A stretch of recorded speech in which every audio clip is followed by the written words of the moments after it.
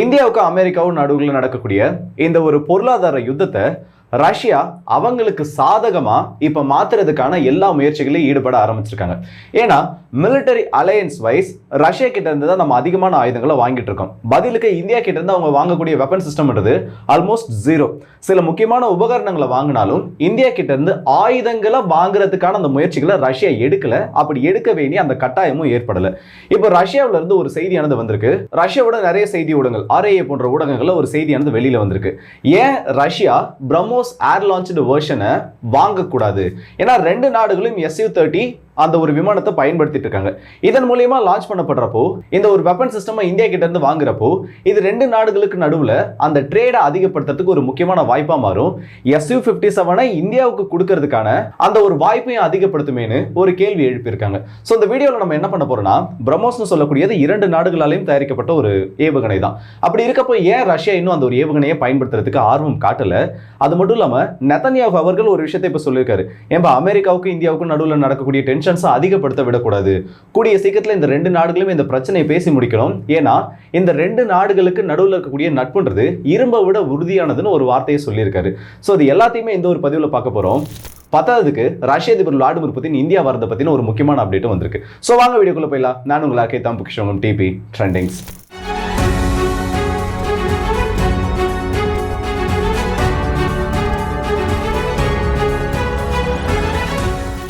ஏன் ரஷ்யா இன்னும் அவங்களோட படைகள்ல பிரம்மோஸை சேர்க்கல? இந்த கேள்வி பல பேருக்கு இருந்திருக்கும். நிறைய தெரிஞ்ச நபர்கள் இதை பத்தி அதிகமா யோசிச்சிருக்க மாட்டாங்க. ஆனா இன்னும் சில பேரோட மனசுல இந்த கேள்வி அதிகமா உறுத்திட்டே இருந்திருக்கும். காரணம் சிம்பிளா சொல்லணும், டெக்னிக்கலா இல்லாம ஒரே வார்த்தையில முடிக்கணும்னா, ரஷ்யா கிட்ட இருக்கக்கூடிய P800 ஆனிக்ஸோட ஒரு அப்கிரேடட் வேரியன்ட் தான் இந்த பிரம்மோஸ் ஆனது.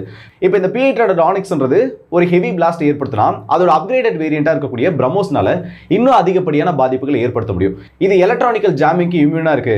எனிமியோட ஏர் டிஃபென்ஸ் சிஸ்டம்க்கு இது ஒரு ஸ்ட்ரைக் பண்ண முடியாத ஒரு டார்கெட்டா இருக்கலாம். அதை விட பவர்ஃபுல்லா, ஏன்னா இது 100% பவர்ஃபுல்னா அதை விட அதிகமாக அப்கிரேட் பண்ணப்பட்டதான் இந்த பிரம்மோஸோட வேரியன்ட். ஆல்மோஸ்ட் ரெண்டும் கிட்டத்தட்ட ஒரே மாதிரி இருந்தாலும் இது ப்ரீவியஸ் வெர்ஷன், இது அப்டேட்டட் வெர்ஷனை தான் இந்த இடத்துல இந்தியாவும் ரஷ்யாவும் சேர்ந்து உருவாக்கி இருக்காங்க. சோ ஆல்ரெடி இருக்கக்கூடிய ஒரு டெக்னாலஜியை ஏன் இந்த இடத்துல நான் புதுசா வாங்கணும்? என்னோட வெப்பனையே நான் எதுக்கு புதுசா ஒரு பேர்ல வாங்கணுன்றதுக்காக தான் ரஷ்யா இப்போ வரைக்கும் பிரம்மோஸை இந்த இடத்துல வாங்கல. அப்போ இந்த மாதிரி ஒரு பேச்சு ஏற்படுறதுக்கான காரணம் என்ன? ஏன்னா P800 ஆனிக்ஸ்ன்றது ஆல்ரெடி ரஷ்யாவோட Tu-22 பாம்பர்ஸ்ல இருந்தும் Tu-95 பாம்பர்ஸ்ல இருந்தும் Tu-160ல இருந்தும் லான்ச் பண்ற மாதிரி ஏர் லான்ச்டு வேரியன்ட்ன்றதை உருவாக்கி வச்சிருக்காங்க. அப்படி இருக்கப்போ ஏன் இந்த ஒரு வேரியண்ட்டை வாங்கணும்ன்ற ஒரு பேச்சு வந்திருக்குன்னு நீங்க கேட்டீங்கன்னா ஒண்ணுமே இல்லை. இந்த சின்ன மீனை போட்டு பெரிய மீனை பிடிக்கிறதுன்னு சொல்லுவோம்ல, அந்த ஒரு காரணம் இல்ல அதே ஒரு பாணியில தான் ரஷ்யா இப்ப இந்தியாவை நெருங்க ஆரம்பிச்சிருக்காங்க. இதுக்கு பின்னாடி இருக்கக்கூடிய ஒரு மிகப்பெரிய விஷயம் என்ன தெரியுமா? Su-57 டீல் தான். இப்ப இந்தியாவை பொறுத்த வரைக்கும் அமெரிக்கா ஆல்மோஸ்ட் இந்தியாவை பத்த வச்சுட்டு இருக்காங்க. இந்த டைம்ல யார் யார் கூட எல்லாம் இந்தியா டைப் வைக்கணுமோ இல்ல யார் யார் கூட எல்லாம் புது அந்த ஃப்ரெண்ட்ஷிப்பை எக்ஸ்ப்ளோர் பண்ணணுமோ அதுக்கான புது ஒரு கேட்வேன்றது ஓப்பன் ஆகிருக்கு. இது அமெரிக்காவுக்கும் நல்லாவே தெரியும். அதனாலதான் ஒரு கட்டத்துக்கு மேல பிரஷர் பண்ண முடியாதுன்ற நிலைமையில அதுக்கான பேச்சுவார்த்தைகளும் தொடங்குறதுக்கான சான்ஸ் இருக்கிறதா சொல்லியிருக்காங்க. இப்ப இந்தியா கிட்ட ரஷ்யா ட்ரேட் பண்ணணும்னா S-400 அவங்க முதல்ல நமக்கு கொடுத்தாகணும். Su-30 MKAக்கான அப்கிரேட்கான சில மெட்டீரியல்ஸை அவங்க நம்ம கிட்ட கொடுத்தாகணும். ஆல்ரெடி நம்ம யூஸ் பண்ணிட்டு இருக்கக்கூடிய T-90 பீரங்கிகளை அப்கிரேட் பண்ணுறதுக்கான ப்ரோக்ராம்ல அவங்க நம்மளுக்கான உதவியை கொடுத்துருக்கணும். ஸோ அப்படி எல்லாமே ரஷ்யாவில இருந்து இந்த பக்கம் இந்தியாவுக்கு அவுட் சோர்ஸ் ஆயிட்டு இருக்கப்போ இந்தியா கிட்ட இருந்து எந்த ஒரு வெப்பன் சிஸ்டமையும் இல்ல பதிலுக்கு வாங்கக்கூடிய ஒரு நிலைமையில ரஷ்யா இல்லை. அவங்க அந்த நிலைமையில இல்லைன்றதை விட நம்ம அந்த நிலைமையில இல்லை. ஏன்னா நம்மளோட டெக்னாலஜியில் அவங்க அட்வான்ஸ்டா இருக்காங்க. அவங்க பிளாட்ஃபார்ம்ஸை தான் நம்ம யூஸ் பண்ணிட்டு இருக்கோம். இப்போதான் நம்மளோட மிலிட்டரி டெக்னாலஜி பூம் ஆகிட்டு இருக்க தவிர நமக்கு முன்னாடியே ரஷ்யா அந்த ஒரு பொசிஷன் அட்டைன் பண்ணிட்டாங்க. அப்படி இருக்கப்போ இந்த ஒரு கேப்பை ஃபில் பண்ணணும், இல்லை இந்தியா கூட ஒரு டைப்பை ஏற்படுத்தினா இந்த பிரம்மோஸை தவிர்த்து ரஷ்யாவுக்கு ஒரு பெரிய பெட்டர் ஆப்ஷன் ஆனது இருக்காது. ஏன்னா இவங்க கிட்ட இருக்கக்கூடிய P800 ஆனிக்ஸ் பாம்பர்ஸ்ல இருந்து லான்ச் பண்ற மாதிரி தான் இந்த ஏர் லான்ச்டு வேரியன்ட்ன்றதை உருவாக்கியிருக்காங்க. ஆனால் நம்ம கிட்ட இருக்கக்கூடிய பிரம்மோஸ் ஏர் லான்ச் வேரியண்ட்டை நம்ம Su-30ல இருந்து லான்ச் பண்ற மாதிரி அதை அப்கிரேட் பண்ணி வச்சிருக்கோம். P800 ஆனிக்ஸை விட கம்மியான வெயிட், ஆல்மோஸ்ட் அது 3 டன்னுக்கு கிட்ட அதோட வெயிட். ஆனால் அதை விட கம்மியா 2.3ல இருந்து 2.5 டன்னுக்குள்ள அதை விட அதிகமான வார்ஹெட் வெயிட்டோட இந்த மிசைலை நம்ம உருவாக்கி வச்சிருக்கோம். ஸோ டிராகன்றது இந்த இடத்துல குறையும். அதை விட பவர்ஃபுல்லான மிசைலை அதை விட கம்மியான வெயிட்ல இப்போ இந்த ஏவுகணையை ரஷ்யா வாங்கினாங்கன்னா அதை அவங்களால லான்ச் பண்ண முடியும். ஸோ இது முதல் விஷயமாச்சா. இரண்டாவது இருக்கக்கூடியது Su-30ல மட்டும் இதை இன்டெகிரேட் பண்றது இல்லாம ரஷ்யாவோட மற்ற பிளாட்ஃபார்ம்ஸ்லையும் Su-34ல இன்டெகிரேட் பண்ண முடியும், Su-35லையும் அவங்களால இன்டெகிரேட் பண்ண முடியும். ஸோ இந்த ரெண்டு விமானங்களும் ஆல்ரெடி Su-34ன்றது ஃப்ரண்ட்லைன் பாம்பரா இந்த இடத்துல ஆக்ட் ஆகிட்டு இருக்கு. ஸோ அதில் பயன்படுத்தக்கூடியது ரஷ்யாவுக்கு இன்னும் ஒரு ஆடட் அட்வான்டேஜா இருக்கும். இதெல்லாம் பின்னாடி நடக்கக்கூடிய காரணங்கள் தான். ஆனா இந்த ஒரு ட்ரேடில் ரஷ்யா சக்ஸஸ்ஃபுல்லாக முடிச்சிட்டாங்க. ஏன்னா இதில் அவங்களுக்குமே 50% ஷேர் ஆனது இருக்குது. இந்த இடத்துல அவங்களும் இந்த ஏவுகணையை பயன்படுத்த ஆரம்பிச்சாங்கன்னா இந்த பிரம்மோஸ் கார்பரேஷனோட அந்த ஷேர் அவங்க ப்ரொடியூஸ் பண்ணக்கூடிய வேல்யூன்றது இன்னும் தாறுமாறாக ஏற ஆரம்பிச்சிடும். ஸோ இந்த ரெண்டு நாடுகளுக்கு நடுவில் நடக்கக்கூடிய அந்த ட்ரேட் அடுத்த ஒரு பெரிய ட்ரேடுக்கு இந்த இடத்துல அடித்தளமாகும். Su-57க்கான ஒரு சின்ன ட்ராப்பை இந்த இடத்துல ரஷ்யா இந்தியாவுக்காக செட் பண்ணியிருக்காங்க.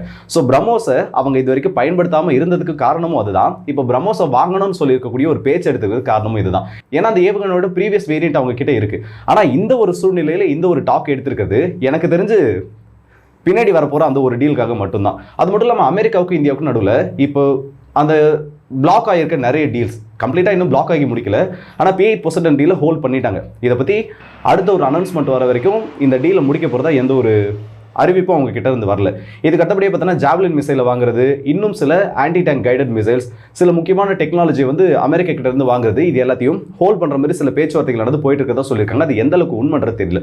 P8% பொறுத்த வரைக்கும் அதை இப்போதைக்கு இந்தியன் நேவியை ஹோல்ட் பண்ணி வச்சிருக்கதா மினிஸ்ட்ரி ஆஃப் டிஃபென்ஸ் அஃபிஷியலாக இந்த இடத்துல சொல்லியிருக்காங்க. இதுக்கு நடுவில் பிரேசிலோட பிரசிடென்ட் இந்தியாவோட பிரைம் மினிஸ்டர் கிட்ட பேசினதா சில தகவல் நடந்து வந்துச்சு.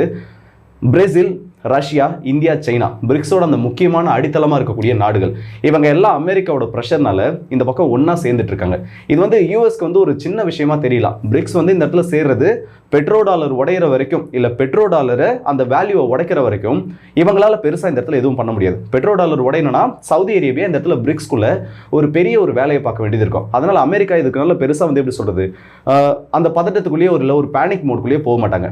ஆனால் இந்த எல்லா நாடுகளும் சேர்ந்து, அதாவது இந்த ஒரு 5+ இருக்கக்கூடிய நாடுகள் அவங்களுக்குள்ள பண்ணக்கூடிய அந்த ட்ரேட்ன்றதை இம்ப்ரூவ் பண்ணாங்கன்னா பெட்ரோ டாலர் உடையறதுக்கு முன்னாடியே அமெரிக்காவோட அஸ்திவாரத்தை அசைக்க முடியும். இஸ்ரேலோட பிரதமர் அவர்கள் ஒரு விஷயத்த சொல்லியிருக்காரு. ஏன்பா அமெரிக்காவுக்கும் இந்தியாவுக்கும் என்னப்பா பிரச்சனை? இந்த ரெண்டு நாடுகளோட அந்த ஃப்ரெண்ட்ஷிப், ஸ்ட்ராங்கான ஃப்ரெண்ட்ஷிப்போட அந்த பேஸ்ன்றது அயனை விட ஸ்ட்ராங்கானது. அப்படி இருக்கப்போ இந்த பிரச்சனை கூடிய சீக்கிரத்தில் பேசி முடிச்சிடணும். இந்தியாவும் அமெரிக்காவும் இந்த மாதிரி இந்த டேரிஃப் வார்ல, ட்ரேட் வார்ல இன்க்ளூட் ஆகுறத இஸ்ரேல் விரும்பாது. ஏன்னா இந்த ரெண்டு நாடுகளுமே இஸ்ரேலுக்கு முக்கியம். கூடிய சீக்கிரத்தில் இந்த பேச்சுவார்த்தையை முடிச்சுக்கோங்கன்னு ஒரு செய்தியை வெளியே சொல்லியிருக்காங்க. ஆக்சுவலி இஸ்ரேல் வந்து காசாவை கம்ப்ளீட்டாக டேக் ஓவர் பண்ணுறதுக்கான அந்த அப்ரூவல்ன்றது கிடைச்சிருச்சு. ஸோ இந்த நேரத்தில் அவங்களுக்கு எல்லா தரப்புல இருந்தும் சப்போர்ட் வேணும். அதோட ஒரு சின்ன ஸ்டேட்மெண்ட்டாக தான் நான் இதை பார்த்துட்டு இருக்கேன். ஏன்னா இந்தியாவுக்கும் இஸ்ரேலுக்கும் நடுவில் ஏகப்பட்ட ரிலேஷன்ஸ் ஆனது இருக்கு. பாலஸ்தீன் சம்பந்தப்பட்ட கருத்துக்களில் இந்த இரண்டு நாடுகளுக்கும் பல்வேறு மாறுபட்ட கருத்துக்கள் இருந்தாலும் மிலிட்டரி அலையன்ஸை பொறுத்த வரைக்கும் இந்த ரெண்டு நாடுகளும் ரொம்பவே நெருக்கமாக இருந்துட்டு இருக்காங்க. ஸோ காசாக்குள்ள இஸ்ரேல் பண்ண போகிற அடுத்த கட்ட நடவடிக்கைகளுக்கு இந்தியாவோட உதவியும் தேவைன்றது இந்த இடத்துல இஸ்ரேல் ரொம்பவே தீர்க்கமாக நம்புறாங்க. ஆனால் 2 ஸ்டேட் சொல்யூஷனை வேற இப்போ இந்தியா சமீபத்தில் ஆதரிச்சிருக்காங்க. இந்த நேரத்தில் இஸ்ரேல் இப்படி சொல்லியிருக்காங்க. ஸோ ஒரு மிகப்பெரிய ஜியோபாலிட்டிக்ஸ் கேம்ன்றது வரப்போற நாட்களில் நடக்க போகுது. அதில் இன்னும் எரியிற நெருப்பில் எண்ணெய் ஊற்றுற விதமாக தான் பிரதமர் மோடி அவர்களை கூடிய சீக்கிரத்தில் ரஷ்ய அதிபர் விளாடிமிர் புதின் அவர்கள் இந்தியாவில் சந்திக்க போறதா வந்திருக்கக்கூடிய அந்த ஸ்டேட்மெண்ட். ஏன்னா நேற்று டைரக்டா இந்த ரெண்டு தலைவர்களும் ஒரு டெலிஃபோனிக் கான்வர்சேஷன்ல ஈடுபட்டிருந்தாங்க. கூடிய சீக்கிரத்தில் பார்த்தோன்னா அமெரிக்காவோட அதிபரும் ரஷ்யாவோட அதிபரும் ஒரு டெலிஃபோனிக் கான்வர்சேஷன்ல ஈடுபட போறதா சொல்லியிருக்காங்க. ஸோ இந்த ரெண்டு தலைவர்களும், இந்தியாவோட பிரதமரும் ரஷ்யாவோட அதிபரும் பேசின அந்த ஒரு முக்கியமான கான்வர்சேஷன்ன்றது இந்தியா ரஷ்யா ட்ரேடை எப்படியெல்லாம் இன்க்ரீஸ் பண்ணலாம். ஏன்னா இந்த ரெண்டு தரப்புக்குமே தெரியும் ஒரு முக்கியமான கட்டத்தில் இருந்துட்டு இருக்காங்க. ஒரு பக்கம் அமெரிக்காவோட ப்ரெஷர், இன்னொரு பக்கம் ட்ரம்போட ப்ரெஷர், உக்ரைன் போரை நிறுத்த சொல்லின்னு சொல்லிட்டு ஆல்மோஸ்ட் ரெண்டு பேரும் ஒரு ஈக்குவலான நிலைமையில இருந்துட்டு இருக்காங்க. இந்த ரெண்டு தலைவர்களும் பேசியிருக்கிறது பிரம்மோஸோட டீலை பற்றின ஒரு பேச்சு வருது. அதுவும் ரஷ்யாவோட ஸ்டேட் ஓன்டு மீடியாவில் ஒரு பேச்சு வரலாம். சம்பந்தமே இல்லாத ஒரு விஷயம் கிடையாது. எல்லாமே ஒன்னோட ஒன்று கனெக்ட் ஆக வேண்டியது தான். ஸோ கூடிய சீக்கிரத்தில் Su-57 டீலை பற்றின ஒரு முக்கியமான அறிவிப்பு இந்தியா கிட்ட இருந்து வந்தாலும் அதில் ஆச்சரியப்படுறதுக்கு ஒன்றும் கிடையாது. ஏன்னா நான் சிம்பிளாக சொல்கிறேன், நீங்கள் வந்து 5th ஜெனரேஷன் ஃபைட்டர் ஜெட்கான ஒரு தேடலில் இந்தியா இருக்கதா சொல்லிட்டு இருக்கீங்க. Su-57 கம்ப்ளீட்டாக 5th ஜென் இல்லைன்னு சொல்லக்கூடிய ஒரு சில வாதங்களும் இருக்குது. ஏன்னா அதோட ஸ்டெல்த் ப்ரொஃபைல், பின்னாடி எக்ஸ்போஸ் ஆன இன்ஜினோட அந்த கோட்டிங்கிறது, இது எல்லாமே அதோட கம்ப்ளீட் ஸ்டெல்த் ஆப்ரேஷனை இந்த இடத்துல பாதிக்கப்பட வைக்கும். ஆனால் நம்மளோட எளிமையாக இருக்கக்கூடிய பாகிஸ்தானை கவுண்டர் பண்ணுறதுக்கும் இந்த பக்கம் சைனாவை கவுண்டர் பண்ணுறதுக்கும் நமக்கு Su-57 இப்போதைக்கு சூட்டபிளான ஒரு பிளாட்ஃபார்மாக இருக்கும். அதில் டவுட்டே வேணாம். நம்ம இதையெல்லாம் தாண்டி அடுத்த கட்டத்துக்கு போக போகிறோம்னா தான் இதை விட அட்வான்ஸ்டு ஸ்டெல்த் ஃபைட்டர் ஜெட்ன்றது கிடைக்கும். ஸோ Su-57 நம்ம இந்த இடத்துல முழுசாக நம்பலனாலும் நம்மளோட ஃபியூச்சர் அப்கிரேட்ஸுக்கு, நம்மளோட AMC ப்ரொடக்ஷன் இதோட ஸ்டெல்த்தை படிக்கிறது, இல்ல இத ஸ்டெல்த் சம்பந்தப்பட்ட அந்த டெக்னாலஜியை ரஷ்யா ஷேர் பண்றதுன்றது நமக்கு ஒரு மிகப்பெரிய பேஸா இருக்கும். சோ வெறும் ஒரு 24 மணி நேரத்துல இந்த அளவுக்கு ஏகப்பட்ட விஷயங்கள் ஜியோபாலிட்டிக்ஸ்ல நடந்திருக்கு. இஸ்ரேல் இந்த இடத்துல இந்தியாவையும் அமெரிக்காவையும் சேர்த்து வைக்கிறதுக்கு முயற்சி பண்றது, அதே நேரத்தில் அவங்க காசாவை டேக் ஓவர் பண்ண ட்ரை பண்றதுன்னு, இன்னொரு பக்கம் ரஷ்யா இந்தியா கூட பேசுறது, அமெரிக்க அதிபர் கூட கூடிய சீக்கிரத்தில் பேச போகிறோன்னு சொல்கிறது ஏகப்பட்ட ட்விஸ்ட் அண்ட் டர்ன்ஸாக இந்த இடத்துல நடந்துட்டு இருக்கு. இதில் முக்கியமானது தான் அந்த பிரம்மோஸ் வேரியண்ட்டை ரஷ்யா வாங்குறதுக்கான முயற்சிகளை சொல்லியிருக்கிறது. ஸோ இது எல்லாத்தையும் பற்றி நீங்கள் என்ன நினைக்கிறீங்க? ஏன்னா பிரம்மோஸை கண்டிப்பாக வாங்கி ஆகணுன்றது ரஷ்யாவுக்கு ஒரு தேவையே கிடையாது. ஆனால் அவங்களோட ஸ்டேட் ஓன்டு மீடியாவே இந்த மாதிரி சில செய்திகளை வெளியிடுறது சம்திங் ஏதோ உள்ள நடந்துட்டு இருக்கிறது தெளிவாக காட்டுது. இதை பற்றி நீங்கள் என்ன நினைக்கிறீங்கிறது மறக்காம கமெண்ட்ஸில் சொல்லுங்கள். ஸோ அடுத்த வீடியோ சந்திப்போம். அது ஒரு விடுபடுது உங்கள் எல்லாருக்கே.